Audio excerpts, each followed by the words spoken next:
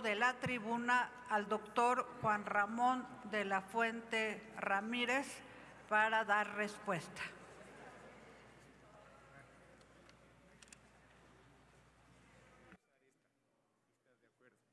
Sí, muchísimas gracias. Bueno, en primer lugar, agradezco mucho los comentarios que hemos escuchado, sus preguntas. Agradezco la generosidad de aquellos que han tenido palabras de reconocimiento para mi equipo en la Secretaría de Relaciones Exteriores. Las tomamos, la verdad, más como un compromiso para seguir reforzando nuestras actividades y redoblando el paso que como un elogio como tal. Estamos tratando de cumplir con nuestras responsabilidades. Lo que sí les puedo decir es que en la Secretaría de Relaciones Exteriores se trabaja con mucha convicción, con mucho compromiso, y debo decir también, en este último año nos hemos esmerado porque algunos de los valores de la cuarta transformación de la vida pública nacional lleguen a la Secretaría de Relaciones Exteriores y a sus 162 representaciones.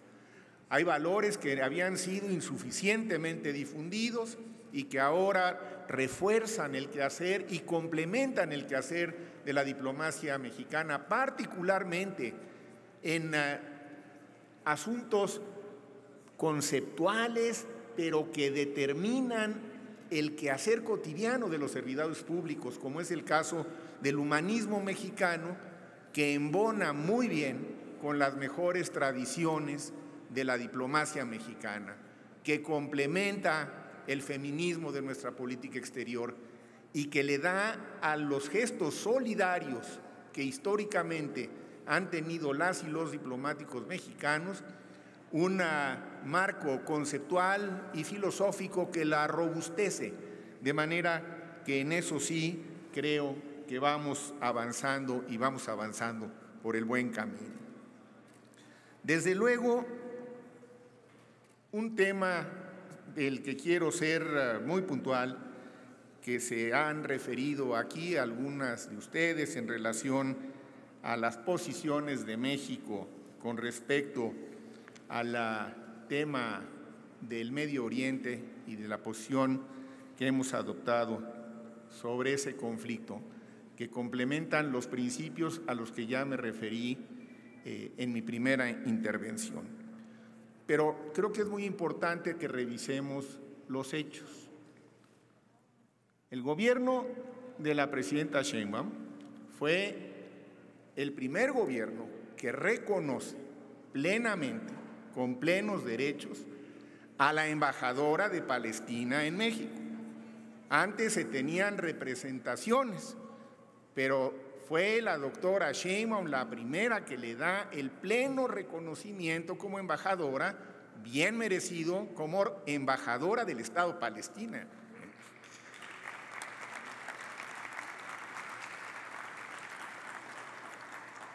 México votó favorablemente una vez más a la solicitud de Palestina para ser considerado como Estado en pleno derecho en la ONU.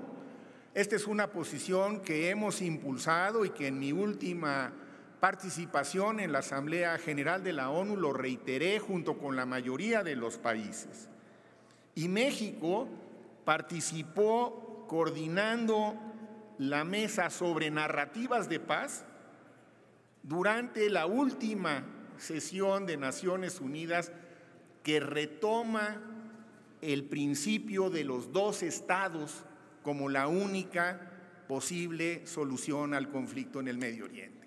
Es decir, nuestras contribuciones para la paz, el reconocimiento cabal del pueblo y del Estado palestino y la solución de dos estados con fronteras seguras e internacionalmente reconocidas, es una posición que tiene una enorme claridad y una gran contundencia jurídica y diplomática. Pero además, en lo que se refiere al tema del presunto genocidio, Debo decir que México, y aquí sí, desde 2024, México participó ante la Corte Penal Internacional sobre la necesidad que existía, y lo hizo junto con Chile, el 18 de enero de 2024, para ser más precisos, para que se investigara ante la Corte Penal Internacional la probable comisión de crímenes de guerra, de crímenes de lesa humanidad y de genocidio. Es un planteamiento que hizo México junto con Chile ante la Corte Penal Internacional sobre los principios que les comentaba yo, que creo que debemos seguir transitando, que es observando el derecho internacional y los mecanismos que para ello existen, y por supuesto desplegando las mejores destrezas diplomáticas posibles. Pero no solo eso, recientemente, y justo el 16 de septiembre de 2025, cuando se presentó el informe de la Comisión de Expertos Independientes, que fue convocada por el Consejo de Derechos Humanos de la ONU, y que esa comisión concluyó que se había cometido genocidio en la Franja de Gaza, pues México evidentemente asumió el papel que le corresponde de plantearlo y denunciarlo ante la Asamblea General. Pero además debo señalarles que México fue uno de los impulsores para que se creara esa comisión independiente, que fue la que hizo la evaluación y la que finalmente emitió el dictamen. De manera que pues ha habido una posición, creo que muy clara y muy apegada a nuestros principios y a nuestros valores. Creo, senadoras y senadores, que el programa de cooperación de seguridad fronteriza y aplicación de la ley que logramos convenir con los Estados Unidos durante la reciente visita del secretario del Departamento de Estado, Marco Rubio, pues es la respuesta más contundente que puede haber ante quienes pensaran o pudieran esgrimir que no hay un plan de trabajo o que no hay un mecanismo de cooperación. Llegar a la formulación de un programa de esta naturaleza sí tomó muchos meses de trabajo, y debo también reiterarles algo en lo que yo estoy plenamente convencido, que muchas veces la diplomacia, para ser efectiva, necesita trabajar en sigilo. Los reflectores y los anuncios se hacen cuando se tienen los acuerdos, cuando se tienen los programas, cuando se llega finalmente a lo que quisimos llegar, y fue la razón por la que invitamos al secretario de Estado, Marco Rubio, a México, justamente por eso.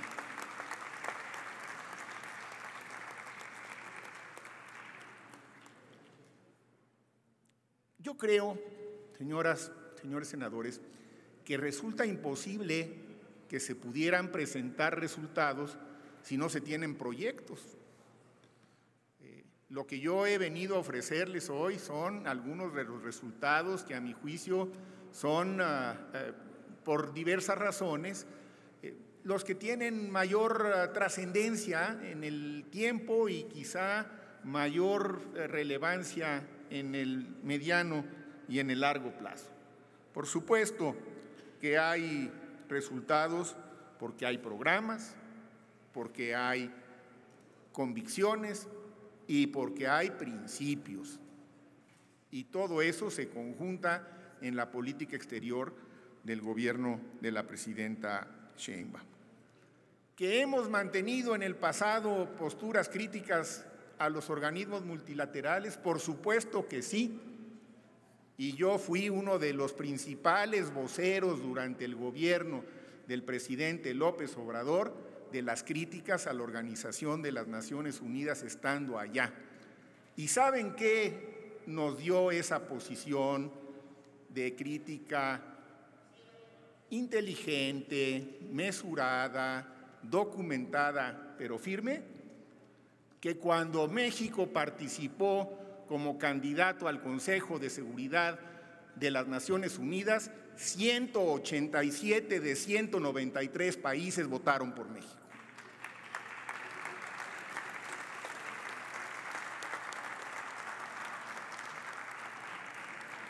Y fue, por cierto, de los 5 países que fuimos electos, el que más votos tuvo.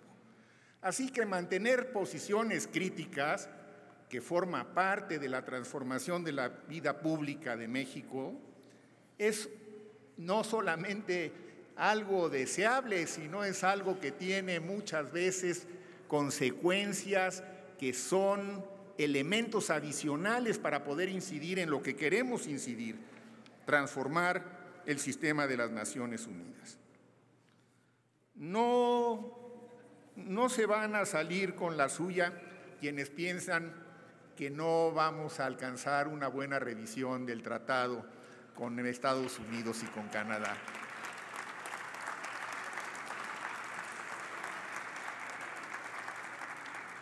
Pero además me cuesta un poco de trabajo entender por qué no querrían que se lograra este acuerdo, que es a todas luces benéfico para los 3 países. Por supuesto que entraremos en un proceso de revisión que en cierta forma está ya dando sus pasos iniciales con estas consultas públicas. Debo decirles que trabajamos muy estrechamente con la Secretaría de Economía, que estamos muy coordinados con el secretario Marcelo Ebrard y con otros secretarios y secretarias de Estado, bajo las instrucciones y la supervisión directa de la presidenta Sheinbaum, y que estamos avanzando para poder cumplir en los términos que están previstos en el propio tratado la revisión el próximo año.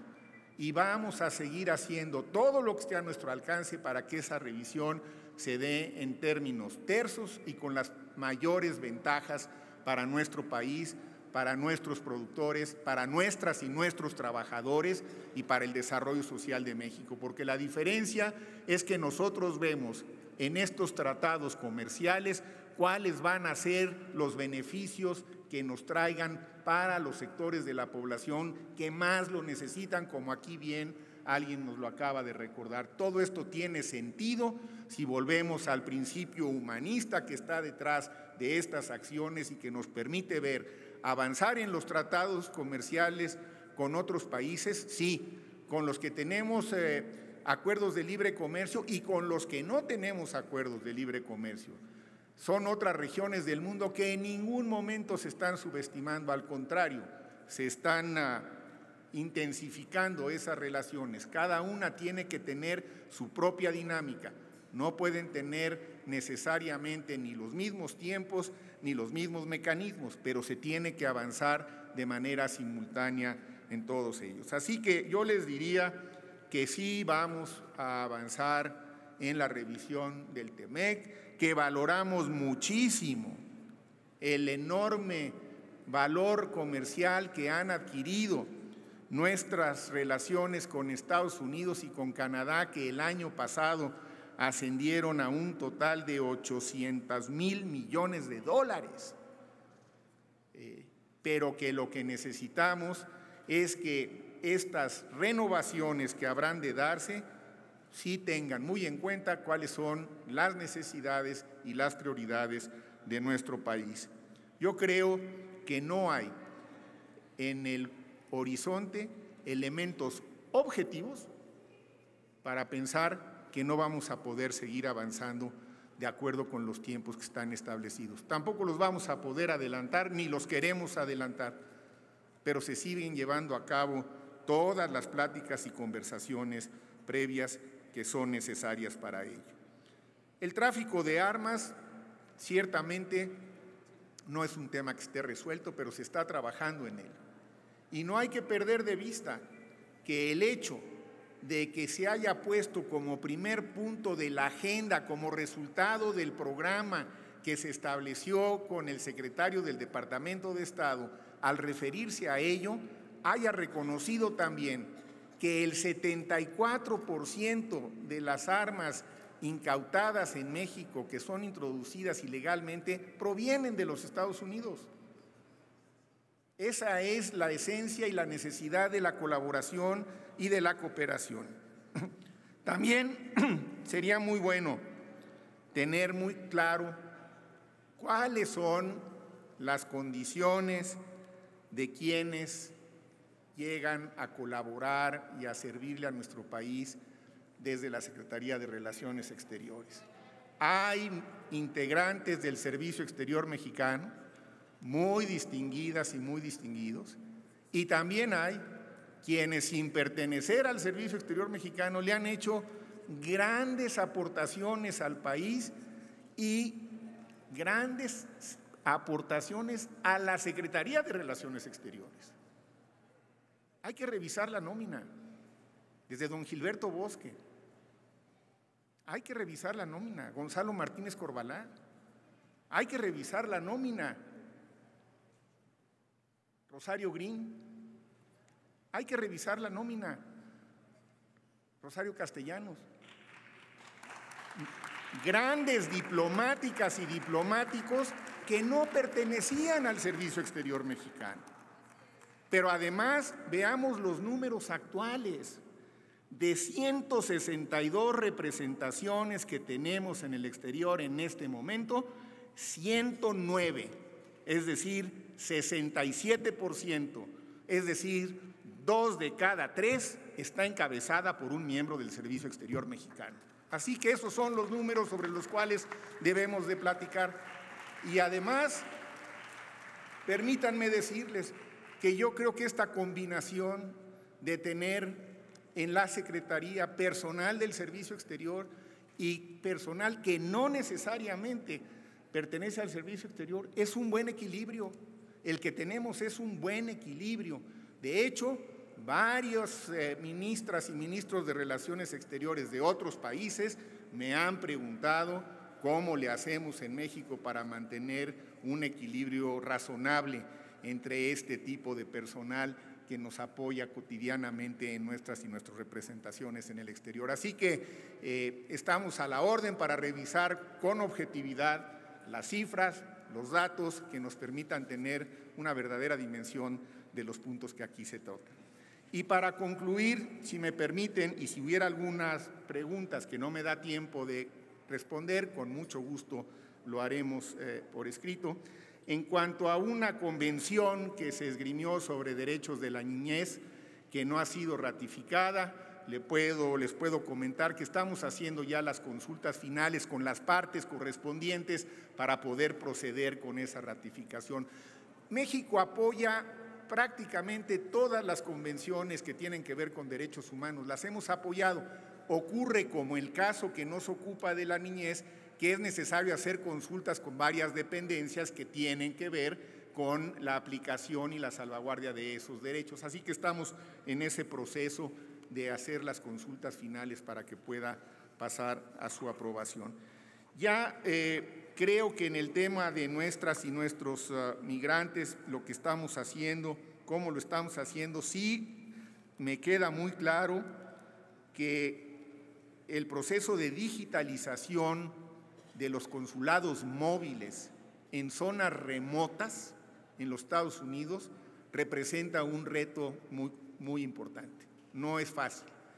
Vamos a tener que irlo haciendo como lo estamos intentando hacer, de manera gradual y de manera paulatina, pero quiero reiterar la idea de que estos 115 millones de pesos que se nos han asignado como resultado del sorteo M de migrante de la Lotería Nacional nos van a permitir canalizarlos justamente ahí.